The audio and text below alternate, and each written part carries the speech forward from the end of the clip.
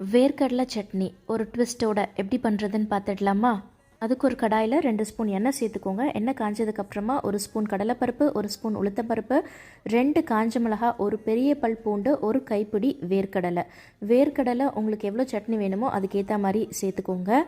காஞ்ச மிளகாயும் உங்கள் காரத்துக்கு ஏற்ற மாதிரி சேர்த்துக்கோங்க. சேர்த்துட்டு இப்போ இது எல்லாத்தையும் நல்லா வதக்கிடலாம். முதல்ல எல்லாம் நல்லா வதங்கி வந்ததுக்கப்புறமா ஒரு சின்ன தக்காளி ரஃபாக சாப் பண்ணி சேர்த்துக்கோங்க.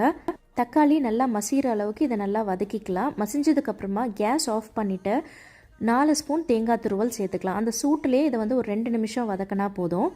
வதங்கினதுக்கப்புறமா இதை கம்ப்ளீட்டாக கூல் டவுன் பண்ணிவிட்டு தேவையான அளவு உப்பு சேர்த்து மிக்சி ஜாரில் ஃபைன் பேஸ்ட்டாக அரைச்சி எடுத்துக்கோங்க. தாளிப்புக்கு கடுகு, உளுந்து, கருவேப்பிலை தாளித்து இறக்கணும் அப்படின்னா நம்மளுடைய வேர்க்கடலை சட்னி சூப்பராக ரெடி ஆகிடும். கண்டிப்பாக ட்ரை பண்ணி பாருங்கள். இட்லி தோசைக்கு பெஸ்ட்டு காம்பினேஷன். கொஞ்சம் டிஃப்ரெண்ட்டாக நல்லாயிருக்கும்.